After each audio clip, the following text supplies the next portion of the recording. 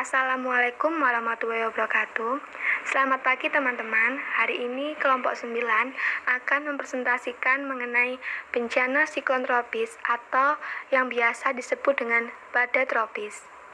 Nah, kali ini ada beberapa subtopik yang akan kita bahas, yaitu yang pertama definisi siklon tropis, yang kedua penyebab siklon tropis, yang ketiga mekanisme siklon tropis, yang keempat contoh kejadian bencana siklon tropis yang ada di Indonesia, yang kelima kondisi kesehatan korban di area pengungsian, dan yang terakhir yaitu solusi atau rencana tindak lanjut siklon tropis.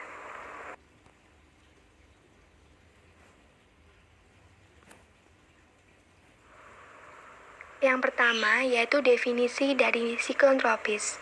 Apa sih siklon tropis itu? Siklon tropis ini memiliki kata lain atau nama lain yaitu badai tropis. Siklon tropis ini merupakan badai dengan kekuatan yang besar dengan rata-rata radius mencapai 150 hingga 200 km.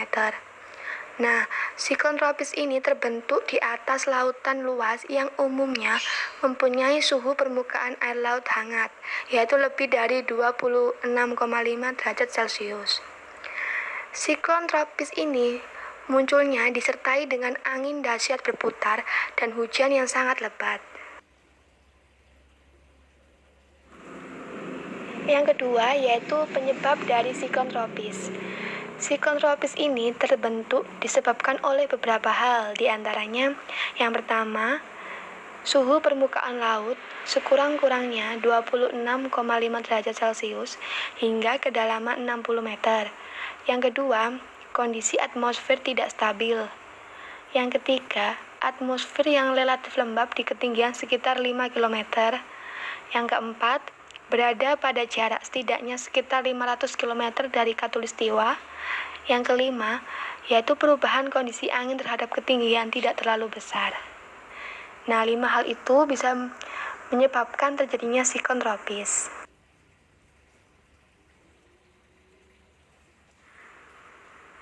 Nah, yang ketiga yaitu contoh kejadian siklon tropis atau badai tropis di Indonesia. Bisa kita lihat gambar peta di slide ini.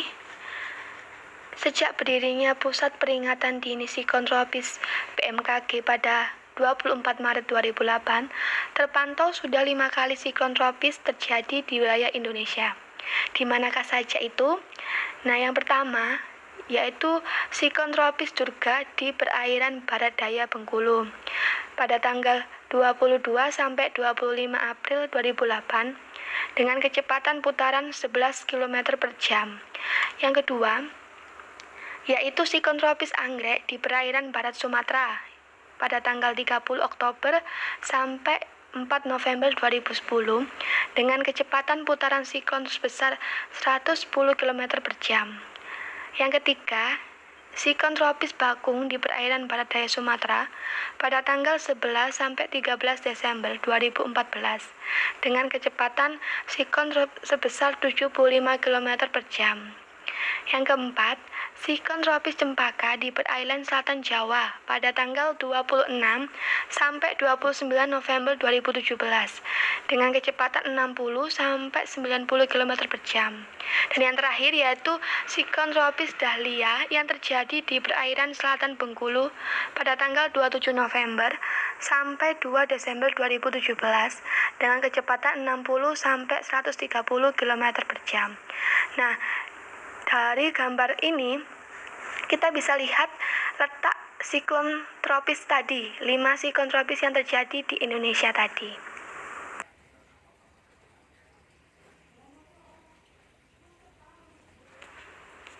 Yang keempat yaitu mekanisme terjadinya bencana siklon tropis atau badai tropis. Nah, siklus hidup siklon tropis ini dapat dibagi menjadi 4 tahapan, yaitu yang pertama, tahap pembentukan, ditandai dengan adanya gangguan atmosfer. Jika dilihat dari citra satelit cuaca, gangguan ini ditandai dengan wilayah konvektif dengan awan-awan cumulonimbus. Pusat sirkulasi seringkali belum terbentuk, namun kadangkala sudah nampak pada ujung sabuk perawanan yang membentuk spiral. Yang kedua yaitu tahap belum matang.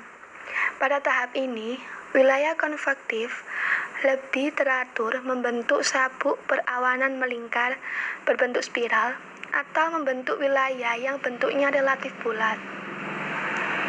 Nah, di tahap ini, pusat sirkulasi sudah terpantau jelas dan mulai tampak terbentuknya mata siklon.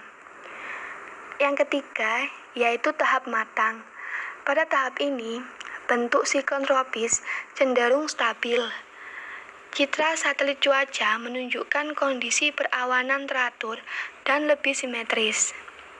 Nah, pada tahap ini, siklon tropis lebih dapat jelas terlihat adanya mata siklon. Nah, fenomena ini ditandai dengan wilayah bersuhu paling hangat di tengah-tengah sistem perawanan dengan angin permukaan yang tenang dan dikelilingi oleh dinding perawanan konvektif tebal di sekelilingnya. Nah, yang keempat, yaitu tahap pelemahan. Pada tahap punah, pusat siklon yang hangat mulai menghilang, tekanan udara meningkat, dan wilayah dengan kecepatan angin maksimum meluas dan melebar menjauh dari pusat siklon. Tahap ini dapat terjadi dengan cepat jika siklon tropis melintas di wilayah yang tidak mendukung bagi pertumbuhannya, seperti misalnya memasuki wilayah perairan lintang tinggi dengan suhu muka laut yang dingin atau masuk ke daratan. Nah, waktu rata-rata yang dibutuhkan sebuah siklon tropis dari mulai tumbuh hingga punah adalah sekitar 7 hari. Namun, variasinya bisa mencapai 1 hingga 30 hari.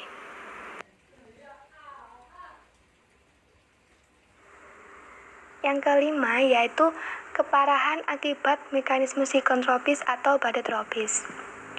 Siklon tropis adalah siklon yang terjadi di perairan terbuka yang dapat menyebabkan ombak besar, hujan lebat, dan angin kencang.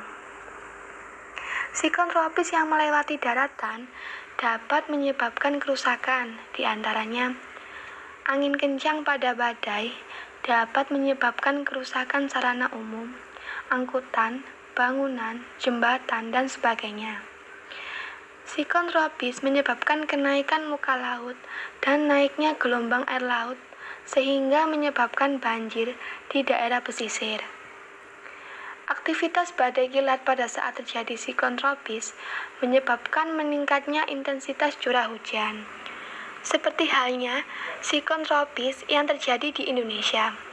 Saat siklon tropis Cempaka, Dahlia, dan Flamboyan muncul di Indonesia, ditandai dengan cuaca ekstrim seperti tingginya curah hujan, angin yang kencang, dan tingginya gelombang di perairan.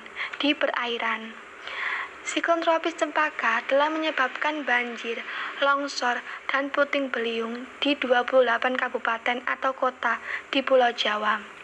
Bencana ini menyebabkan korban meninggal dan hilang sebanyak 41 orang. Korban luka-luka mencapai 13 orang dan pengungsi mencapai 28.190 orang.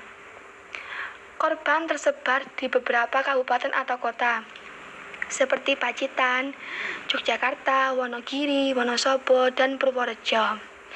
Menurut Badan Nasional Penanggulangan Bencana, dampak kerusakan yang ditimbulkan oleh siklon tropis Cempaka adalah 4.888 rumah rusak, 3.212 terendam, 36 unit jembatan rusak, 21 fasilitas pendidikan rusak, 4 fasilitas peribadatan rusak, dan 2 unit fasilitas kesehatan. Demikian juga siklon tropis Dahlia telah mengakibatkan hujan lebat dan angin kencang di wilayah Banten, Lampung, Jakarta, dan Jawa Barat. Yang keenam, yaitu kondisi kesehatan korban di area pengungsian. Bencana memang menimbulkan berbagai potensi permasalahan kesehatan bagi masyarakat yang terdampak. Salah satu permasalahan kesehatan akibat bencana adalah meningkatnya potensi kejadian penyakit seperti diare dan ispa. Nah, jenis-jenis penyakit tersebut disebabkan oleh lingkungan dan sanitasi yang memburuk, serta kurangnya ketersediaan air bersih. Persediaan pangan yang tidak mencukupi juga merupakan awal dari proses terjadinya penurunan derajat kesehatan yang dalam jangka panjang akan mempengaruhi secara langsung tingkat pemenuhan kebutuhan gizi korban bencana. Pengungsian tempat tinggal yang ada sering tidak memenuhi syarat kesehatan sehingga secara langsung maupun tidak langsung dapat menurunkan daya tahan tubuh dan bila tidak segera ditanggulangi akan menimbulkan masalah di bidang kesehatan. Selain itu, pemberian pelayanan kesehatan pada kondisi bencana sering menemui banyak kendala akibat rusaknya fasilitas kesehatan, tidak memadainya jumlah dan jenis obat, serta alat kesehatan. Nah, begitu juga saat terjadi badai cempaka di wilayah daerah istimewa Yogyakarta yang menyebabkan masyarakat terdampak longsor dan banjir, sehingga masyarakat harus mengungsi. Beberapa area pengungsian mengalami kekurangan obat-obatan, makanan, dan menderita berbagai penyakit seperti ispa, diare, kutu air, dan gatal-gatal. Yang ketujuh, yaitu solusi atau rencana tindak lanjut untuk bencana badai tropis. Jika terkait dengan solusi dan tindak lanjut pada kejadian bencana badai tropis, maka hal ini tidak lepas dari manajemen bencana. Lingkungan manajemen bencana terdiri dari 3 kegiatan dasar, yaitu pra-bencana, saat bencana, dan pasca bencana. Saat pra-bencana, sebelum terjadinya bencana, yang bisa dilakukan yaitu simulasi tanggap bencana badai tropis, sistem peringatan dini, penyiapan cadangan pangan dan obat-obatan, pembentukan dan peningkatan jumlah relawan tanggap bencana, jalur, dan lokasi evakuasi. Sedangkan saat bencana terjadi, yang dilakukan yaitu pencarian korban dan evakuasi, pemenuhan kebutuhan dasar pangan, air bersih, layanan kesehatan, hunian sementara, dan perlengkapan sanitasi, serta perbaikan fasilitas penting seperti jembatan, tiang listrik, dan pepohonan tumbang yang melintang di jalan. Yang ketiga yaitu pasca bencana. Pada pasca itu, pemulihan masyarakat terdampak bencana dari trauma yang dialaminya dan mulai pembangunan kembali fasilitas-fasilitas yang rusak akibat bencana badai tropis.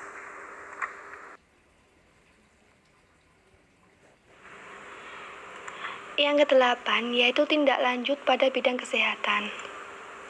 Pada bidang kesehatan, tentunya yang dilakukan yaitu pemberian pelayanan kepada masyarakat yang terkena dampak berupa pertolongan pertama, medis dan ambulan, serta air dan sanitasi.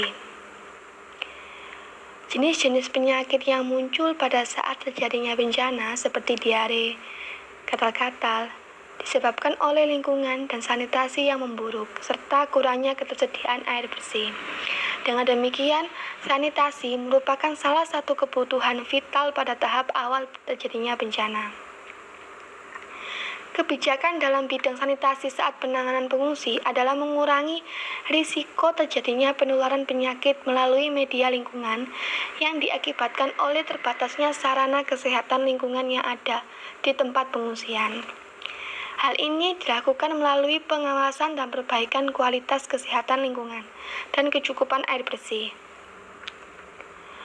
Pengaturan terkait teknis penanganan kesehatan lingkungan tertuang dalam Keputusan Menteri Kesehatan nomor 1357/Menkes/SK/12/2001 tentang standar minimal penanggulangan masalah kesehatan akibat bencana.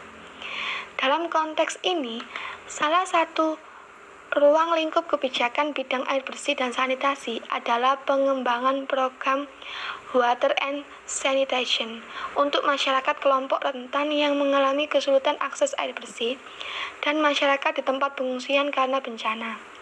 Selain itu, dikenal juga dengan water sanitation and hygiene sebagai bentuk pemberdayaan masyarakat agar memperoleh sanitasi dan gaya hidup yang lebih baik. Selain itu, memberikan pelayanan terpadu kepada para pengungsi di kawasan rawan bencana. Bentuk pelayanannya bermacam-macam, mulai dari layanan medis, program dukungan psikososial, promosi kesehatan, penyediaan air bersih dan jamban, sampai pada distribusi non-food. Pelayanan juga bisa diberikan kepada bayi yang tinggal di penampungan dengan memastikan mereka menerima baby kit sekaligus terpenuhi kebutuhan dasar dan kesehatannya.